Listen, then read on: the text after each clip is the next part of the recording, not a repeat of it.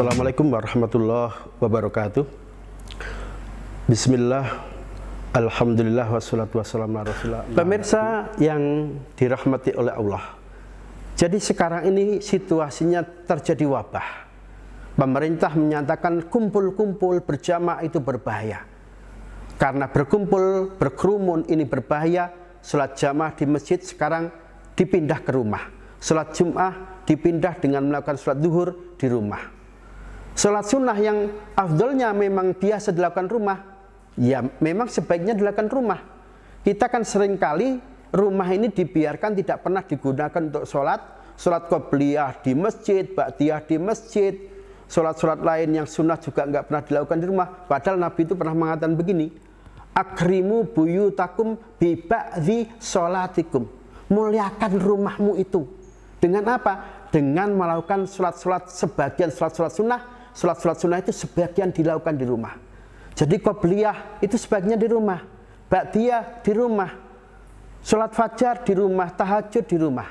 Tetapi kalau misalnya kita ke masjid mengerjakan qobliyah di rumah, sholat fardunya di masjid, setelah fardu ada taklim, kan nggak mungkin balik lagi ke rumah untuk ba'diyah. Ya silahkan ba'diyahnya di masjid karena untuk mengejar taklim tadi. Artinya apa? Mengerjakan sholat di rumah itu kadang-kadang diperintahkan oleh Nabi. Konteksnya adalah sholat sunnah, dan konteksnya lagi untuk sholat-sholat yang tidak bisa dilakukan karena berbahaya kalau dilakukan dengan berkerumun atau berjamaah. Jadi sementara di bulan Ramadan ini sholat Jumat diganti sholat duhur di rumah, sholat jamaah 5 waktu diganti sholat berjamaah di rumah, sholat tarawih yang biasanya di masjid sekarang digeser ke rumah. Sekaligus ini untuk tes bagi bapak-bapak yang selama ini sholat tarawih selalu menjadi makmum, sekarang karena sholatnya di rumah harus siap menjadi imam. Imam untuk istrinya, imam untuk putra-putrinya, imam untuk para pembantunya. Sekaligus ini mendorong kita bagi yang hafalannya masih pas-pasan, ingat sebentar lagi Ramadan, ayo tambahin hafalannya. Jangan sampai ngimamin sholat tarawih muter-muter yang dibaca kulhu terus. Kalau enggak pindah ke ina atau ina al-kausar, kalau enggak baca satu ayat kemudian ruku. Nanti makmumnya bisa ketawa karena dianggap lucu, meskipun sholat seperti itu secara fikih tetap dipandang sah.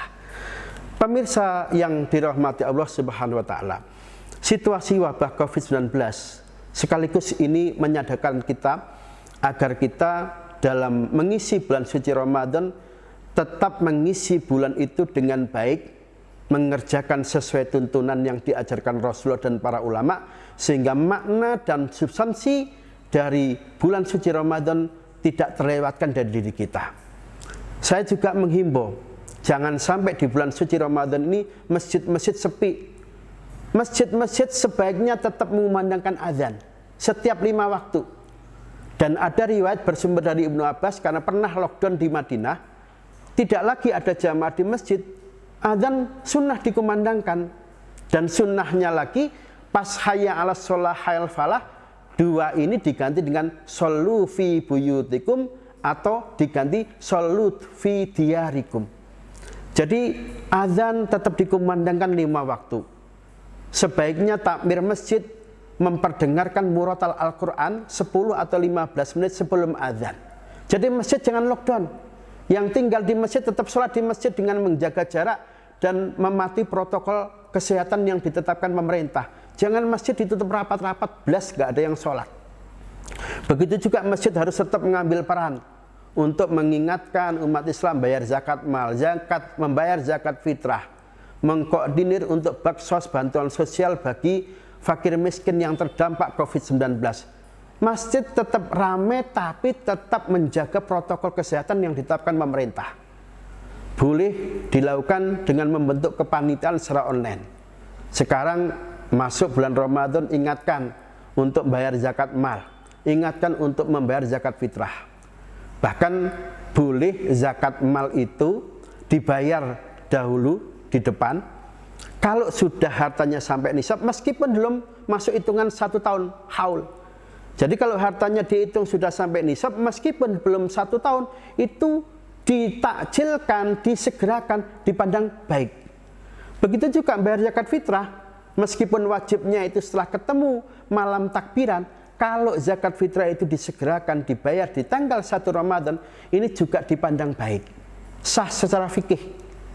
Jadi zakat fitrah boleh langsung dikoordinir nanti di tanggal 1 Ramadan melalui pesan-pesan online, sehingga tidak terjadi kerumunan, tidak terjadi kontak langsung. Tapi semangat untuk bayar zakat mal, semangat untuk zakat fitrah ini tetap bisa dilakukan, dan kemudian zakat mal, zakat fitrah itu pada saatnya nanti bisa segera didistribusikan kepada fakir miskin yang terdampak wabah COVID-19. Sekali lagi, meskipun Ramadan ini dalam situasi wabah COVID-19, amaliyah Ramadan, qiyamul Ramadan, ibadah-ibadah yang biasa dilakukan Ramadan jangan sampai di lockdown, tetap dikerjakan dengan dikemas sedemikian rupa sehingga makna dan esensi ibadah yang kita lakukan, makna dan esensinya tidak lepas dari diri kita semua. Pemirsa yang dirahmati Allah Subhanahu wa taala, situasi wabah COVID-19 memang menjadikan kita semua berada dalam situasi yang sulit. Kita tetap harus sabar, banyak-banyak lakukan zikir, banyak-banyak lakukan doa. Dengan zikir, dengan doa, hati kita akan menjadi tenang. Dan ketika hati kita tenang, ada seorang filosof yang sering disebut sebagai mu'alim awal, guru pertama Ibnu Sina. Beliau pernah mengatakan begini, seseorang yang jiwanya tenang, seseorang yang rohaninya tenang, seseorang yang tidak terdepresi oleh situasi yang mencekam, yang tidak stres, tenangnya seseorang dengan zikir, dengan doa, itu sudah bisa meningkatkan imunitas paling tidak separuhnya. Jadi makin banyak berdoa, makin banyak berzikir, makin banyak membaca Al-Quran, makin sering menghatamkan Al-Quran dengan sendirinya, doa, zikir, menghatamkan Al-Quran, ini akan meningkatkan imunitas seseorang sehingga dia tidak mudah untuk infeksi berbagai virus apapun. Ini menurut Ibnu Sina. Nah, yang kedua, dalam situasi wabah semacam ini kita harus tetap saling membantu, yang kaya, yang mampu membantu yang miskin, yang kekurangan. Tetap meningkatkan, menjaga lingkungan, menjaga siskampling. Karena kerawanan dalam situasi lockdown, banyak yang nggak kerja, banyak yang kekurangan, ini mendorong untuk melakukan berbagai tindak kejahatan. Pak RT, Pak RW, Pak Lurah harus membuat satgas khusus bagaimana agar lingkungan ini tetap aman dalam situasi wabah COVID-19.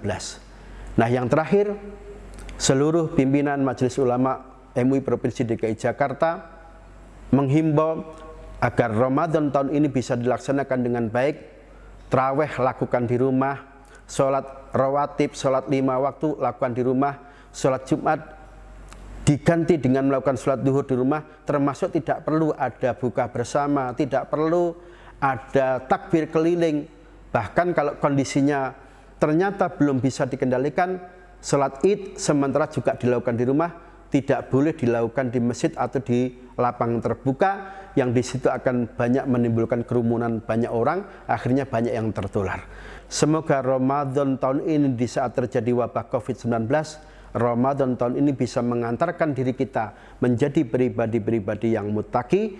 Tidak itu saja, Ramadan tahun ini bisa mengantarkan diri kita untuk meraih kemenangan Idul Fitri. Terima kasih. Assalamualaikum warahmatullahi wabarakatuh.